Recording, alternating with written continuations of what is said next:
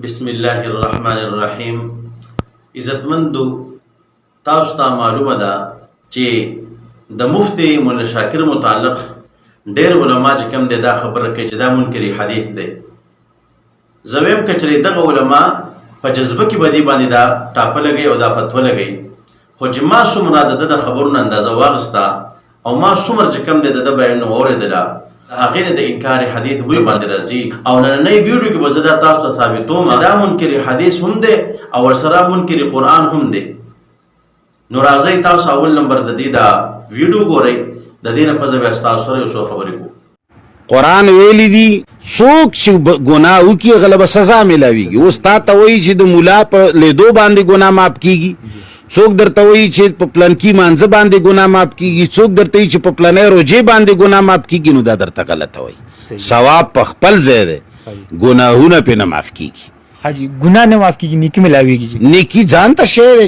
ګناه به یا په توبې معاف کیږي چې نصوحه توبه وباسي، یا به ګناه په دې معاف کیږي چې د هغې تعالی سزا میلاو شي، یا چې کومه ګناه تا کړې ده د حق دې خوړلی دی نو چې دله حق ورسوي په دې به معاف کیږي. دا اټل قانون دی. عزتمندو، تاسو د مفتی مولا شاکر صاحب دغه خبرې واورېدلې چې دا کس د ده نه انټرویو اخلي د عرفې د روژې متعلق. نو دا وایي چې په نیک عمل سره ګناهونه نه معاف کیږي، ګناه به یا په توبې سره معاف کیږي، یا چې د هغې سزا اوسه کې هله به معاف کیږي، او یا دا ده که د چا حق یې اخیستی چې هغه ورته واپس کړي. نو اول نمبر خو دا خبره یاد وساتئ، کم چې غټ ګناهونه دي نو علما دا فرمایي چې دا په توبې سره معاف کیږي. نو دې خبرې کې خو موږ ستاسو اتفاق کوو چې غټ ګناهونه هغه چې کوم دی په توبې سره معاف کیږي. هر چې واړه ګناهونه دي نو هغه بیا په نیک اعمالو سره معاف کیږي، او د هغې لپاره دلایل په قرآن او احادیثو کې شته دی. تا دغلته دغه احادیث هم نه منې او د قرآن پاک آیاتونه هم نه منې، ته بالکل صراحتا انکار کوې. نو اول نمبر به د قرآن پاک آیاتونو ته راشو چې ته د هغې نه منکر یې. لکه الله رب العزت په سورة النساء کې فرمایي: اعوذ بالله من الشیطان الرجیم ان تجتنبوا کبائر ما تنهون عنه نکفر عنکم سیئاتکم. کچری تاسو د لوی ګناهونو نه ځان وساتئ نو موږ به تاسو ته ستاسو واړه ګناهونه معاف کړو. د دې د لاندې تفسیرونه وګوره، تا ته به د مفسرینو دغه خبر راځي. دلته چې د کوم ګناهونو معافي ده نو هغه واړه ګناهونه دي، دغه ګناهونه به ورته الله پاک معاف کړي. دې ځای کې دا خبر نه ده راغلي که چېرې تاسو توبه وویسته نو هلې به تاسو ته معاف کېږي، بلکې که تاسو ځان د غټ ګناهونو وساتو نو واړه ګناهونه به تاسو ته الله پاک معاف کړي. نو دلته چې کوم دی تا د دې آیت نه منکر یې.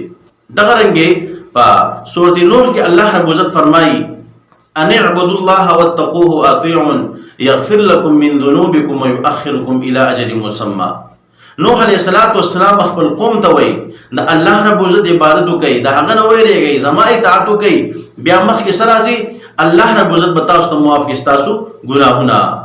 نو په دغه ځای کې هم د توبې خبر نه ده راغلي، او بیا هم دا ده چې الله رب العزت به تاسو ستاسو ګناهونه معاف کړي. نو ته د دې آیت نه منکر یې. دغه رنګې په سورة الصف کې الله رب العزت فرمایي: تؤمنون بالله ورسوله وتجاهدون في سبيل الله بأموالكم وأنفسكم ذلكم خير لكم إن كنتم تعلمون يغفر لكم ذنوبكم. الله رب العزت به ستاسو ګناهونه معاف کړي. دغلته هم دا توبې شرط نه دی راغلی. نو ته د دې آیت نه منکر یې. دغه رنګې که موږ احادیثو ته وګورو، د عرفې د روژې د فضیلت مبارک راځي. نبی علیه السلام فرمایي: صيام يوم عرفة احتسب على الله ان يكفر السنة التي قبله والسنة التي بعده. چې څوک دا عرفې روژه ونیسي نو زه د الله رب العزت نه امید لرم چې هغه ورته د مخکې کال او د وروسته کال ګناه معاف کړي. ته د دې حدیث نه منکر یې. ته چې کوم دی په نیک عمل باندې ګناه معاف کېدل نه منې، نو دې حدیث سره به ته څه کوې؟ دغه رنګې د حاجي په باره کې فرمایي نبی علیه السلام: من حج لله فلم يرفث ولم يفسق رجع كيوم ولدته امه. څوک چې د الله رب العزت رضا دپاره حج وکړي، په هغې کې دا کوروالی او جما ونه کړي، نه پکې چې کوم دی د فسق کارونه وکړي، رجع كيوم ولدته امه، دا به د ګناه نه داسې پاک شي لکه څنګه چې دا مور زېږولی و، یعنې دا چې په کوم وخت باندې پیدا شوی و. نو ته د دې حدیث نه منکر یې. دلته خو د توبې څه ذکر نه دی راغلی چې څوک حج وکړي نو الله رب العزت ګناهونه معاف کوي. دغه رنګې بل حدیث مبارک کې راځي، نبی علیہ السلام فرمایي: الا ادلکم على ما يمحو الله به الخطايا ويرفع به الدرجات. ایزه تاسو ته نه ماغسا چې الله رب عزت به خطاګانی ګناهونه معاف کوي او درجه به اوچتای. نو په دې حدیث کې مخکې بیا د توبې خبر نه راغلی، بلکې راغلی دی اسباغ الوضوء على المكاره وكثرة الخطاء الى المساجد وانتظار الصلاة بعد الصلاة. په دې دریوانو کې د سره توبې خبر شته نه. نو دلته چې کوم نته دې حدیث نه منکر شوي.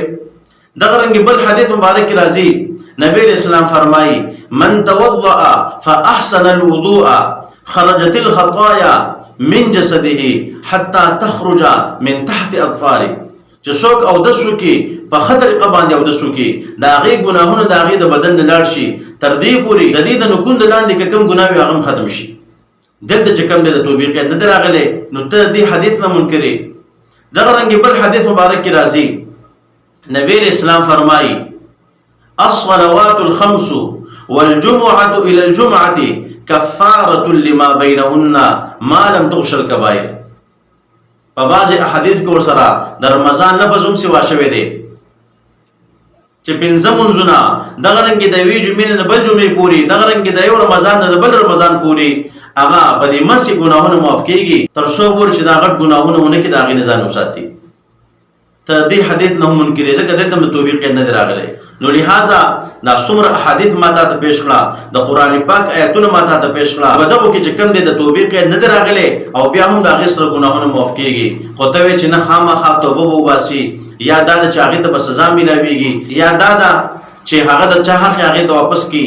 دا خبره خو موږ هم کوو چې غټ ګناهونه په توبې سره معاف کېږي، خو تا نه واړه ګناهونه معاف کېدل منې نه غټ منې. نو لہذا دلته ته د دغې احادیثو نه منکر یې، دغه رنګې د قرآن پاک چې کوم دی د دغې آیتونو نه منکر یې. چېرې ستا سره جواب وي او د دې ته صحیح جوابونه کولی شي، د اهل سنت والجماعت د چې کوم دی هغه مفسرین په دې باندې پیش کولی شي، موږ به درسه ومنو چې ستا خبر صحیح ده، خو بظاهر کې ستا خبره د قرآن پاک نه هم خلاف ده او د دغې احادیثو نه هم خلاف ده.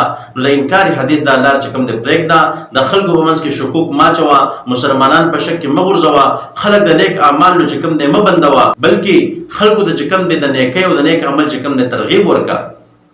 نو دا د دې خبرو حقیقت چې ما ستاسو سره پیش کو. الله رب عزت دې موږ په قرآن او حدیث باندې عمل کو توفیق راکړي او الله رب عزت دې موږ د انکار حدیث د لار نه وساتي. وما علینا الا البلاغ.